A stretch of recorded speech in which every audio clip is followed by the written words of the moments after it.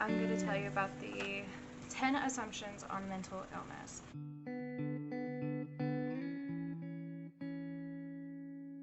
Now, the reason why I'm doing this is because I personally have a mental illness. Now, that doesn't change who I am, doesn't change my personality.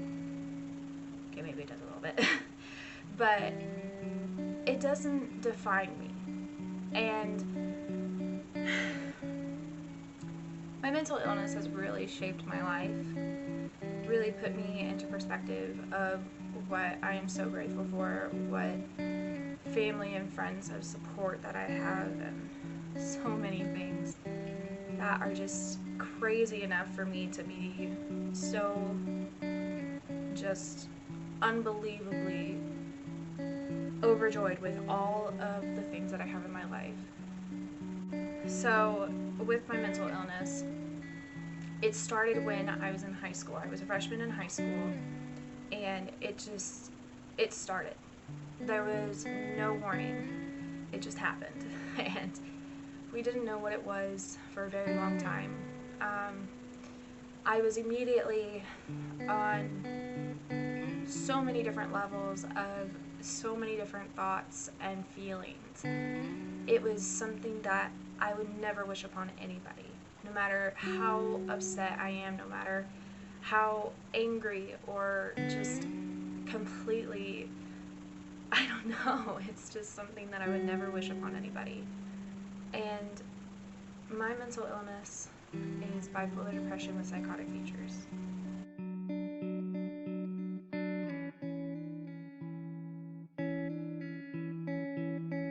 So what I mean by the psychotic features is that I hear, see, and feel things that aren't real. Now, I have medication that helps, so it suppresses that. There are still some times where I feel the things that I used to, and it's hard to bring up those memories. It's kind of like PTSD, and anybody who has a mental illness can understand this, that every time that you have an experience like this, it's really hard to push through and give yourself that much encouragement to continue on. And what I mean by that is that I had suicidal ideations.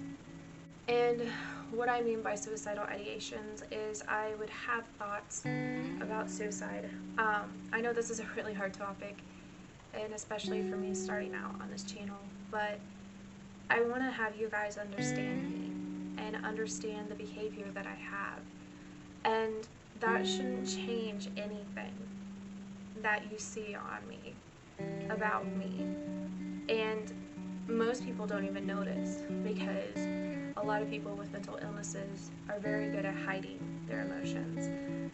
And trust me, I was very good, and I'm still very good about hiding my emotions.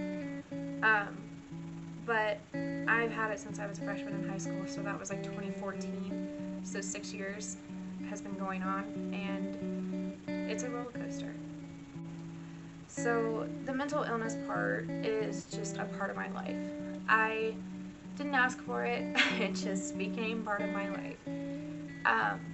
But I want people to understand that mental illness is not based off of the emotions.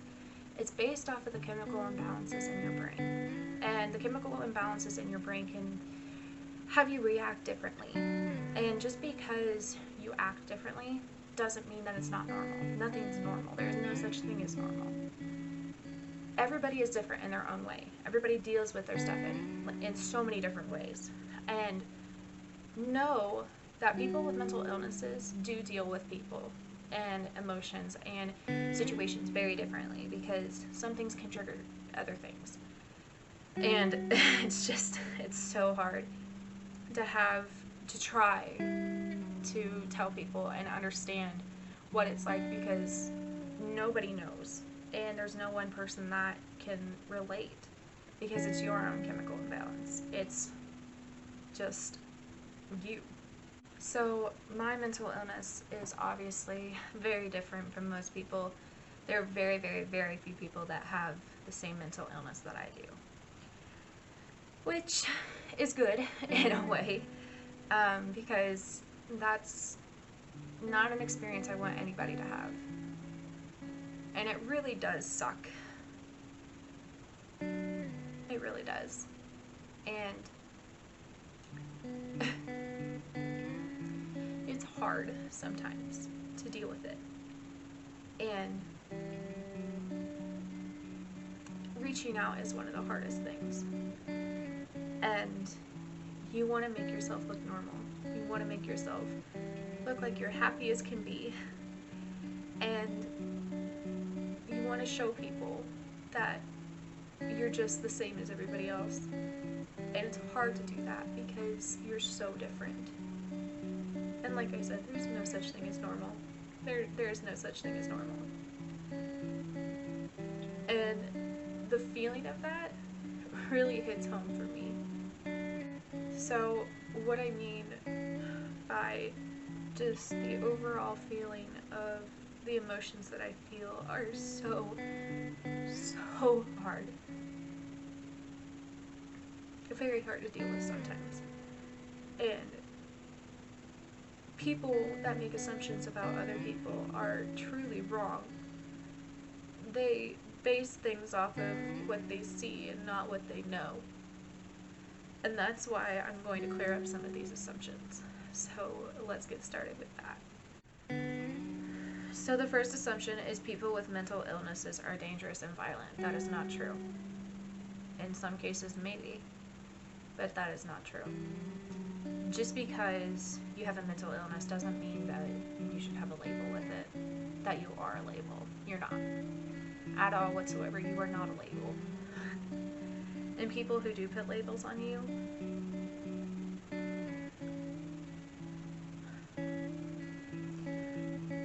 are not people that understand.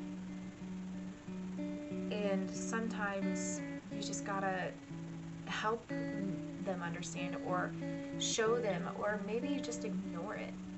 Just because people don't know you doesn't mean that you have to prove something to them. The second assumption is most homeless people are mentally ill. That is completely wrong. Like I said before, in some cases maybe, but in most cases no. Mental illness can happen with anybody, no matter who it is. It doesn't have to be on a demographic. It can be on many parts of many different things. And no illness is the same. Nobody's the same. Like I said, everybody's different. Everybody has a different diagnosis. Everybody has a different life. Everybody has different things that go on in their life. And just putting a label on some people, like the homeless people, is wrong on so many levels, because even though they may have it hard, doesn't mean that they have that to put on their back. And for you to put them on their back, for you to put that on their back is wrong in so many ways. And some people should be ashamed of that. The third assumption is white people suffer more from mental illness, and that is, again, wrong. A lot of people from mental illness have different demographics. Like I said, minorities may have different types of illnesses or problems or just overall disabilities. And not saying that it's all minorities. I mean, we are a minority, so. But, I mean, this assumption is very racist, I think, in a way. No, it is racist, because it's just, it's weird. Why do people think that white people have that? Like, just because of the skin color doesn't make it, prominent. So, I don't get that one at all whatsoever. But a lot of people have a lot of different things, and not only older people, but younger kids have them too. And I've seen that, and it really sucks, because they're so small and so just new to the world, and that can really affect you. So the fourth one is people who look or act happy/normal aren't mentally ill. That is completely wrong. A lot of these are completely wrong. But we hide emotions very easily. And when I say me, when I say we hide emotions because we want to act normal. We want to look happy so that way nobody sees us differently. Because as soon as somebody sees you differently, it's gonna hurt you. Because this world is so judgmental, and every single little piece that they find that is wrong or is unnormal or is just kind of weird, they won't nitpick at that. And that sucks because a lot of people do that. And that's what happened in high school. I mean, it's like the whole world is living in high school again. Just nitpicking at things about other people and tearing them down. Like, it's so easy to do. And it's sad to have people think that way. But people who look happy and normal, that's because everybody puts on a poker face. Think about that.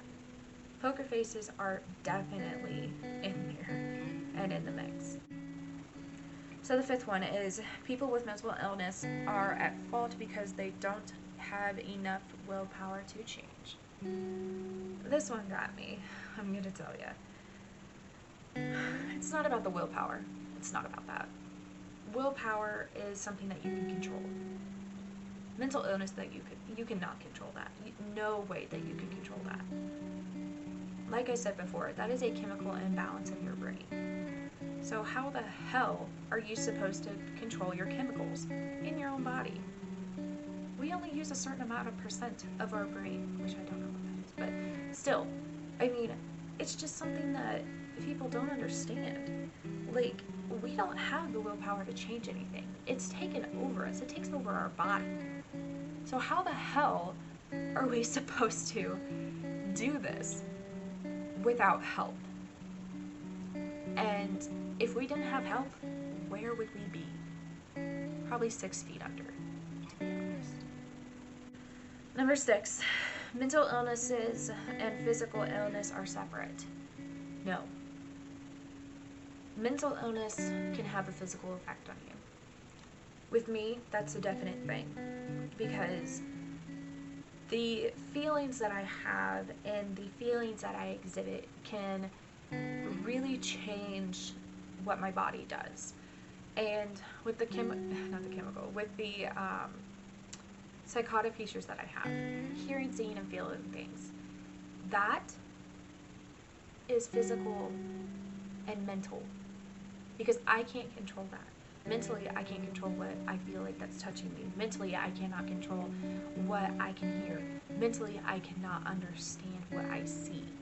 Because, again, going back to that willpower, I don't have that willpower. I don't. Nobody does. And that's the bad part.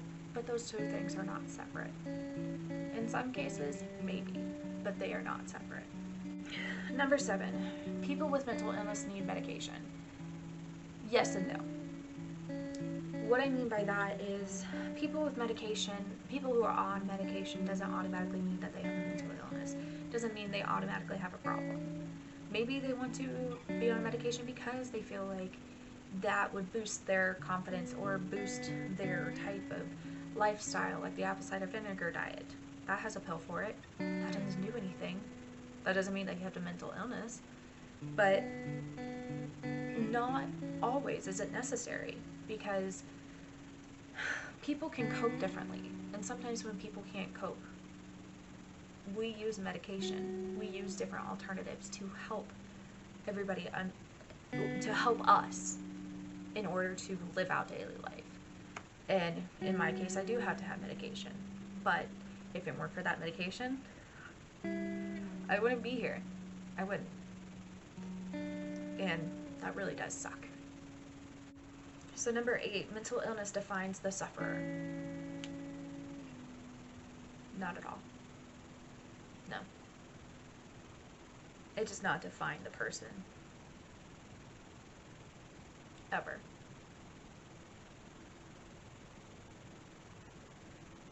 Just because somebody slaps a label on you doesn't mean that it defines you. Remember that. Don't let somebody put a label on you at all.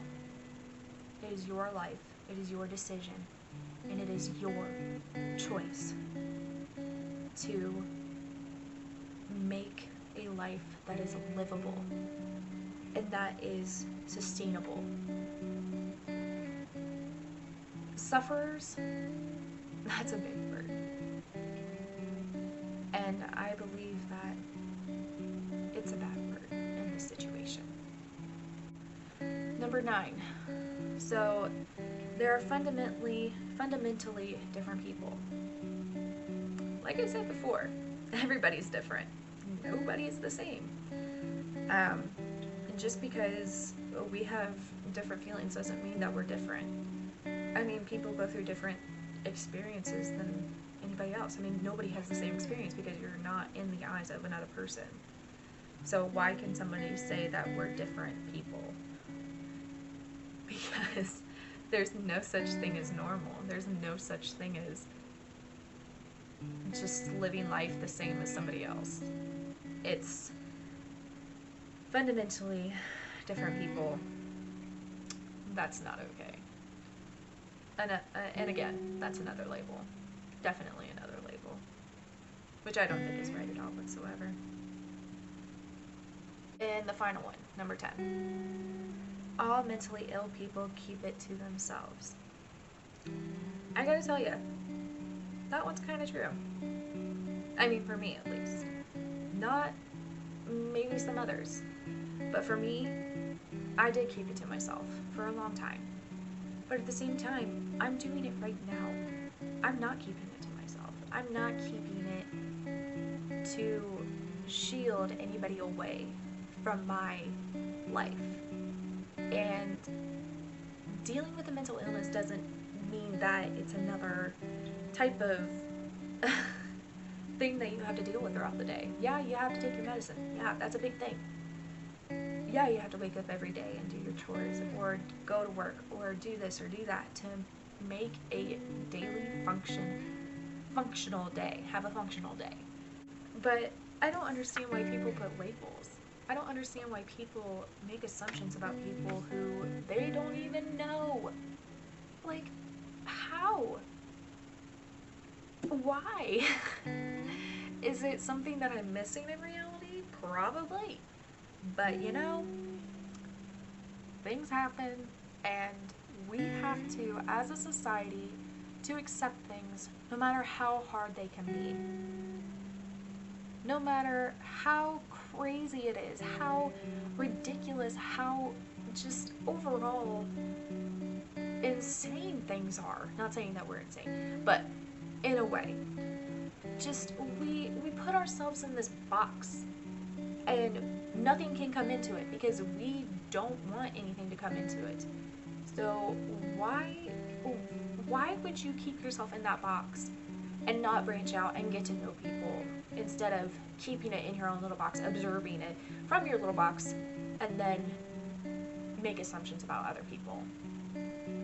Anybody got an answer for that? Because I don't. The reason why I wanted to do this video is because I wanted you guys, again, to get to know me. And this is a big part of my life. And if I'm going to have this YouTube channel, I have to be very honest with you guys. And I want to be honest with you guys. And having these 10 assumptions is awakening for me to see how the world looks at you, or how it just overall is cruel and unusual punishments for people who are mentally ill, who are different, who are not considered normal. And let me tell you, this video right here is to show you that you are not alone. You have every single possibility that I have explained to you. You can reach out to me, you can reach out to family, you can reach out to friends, you can reach out to so many people that can help you. And just know, it's possible. So when I first started having the mental illness symptoms. I did keep it to myself a lot. I was very good at hiding my emotions. I was very good at keeping secrets from people because I didn't want people to look at me differently. But now, over so many years, I have helped so many people understand that they are not alone. Nobody is ever alone in this situation because you can look back on this video and know that you're not alone. And I'm reaching out to those people that feel like they are.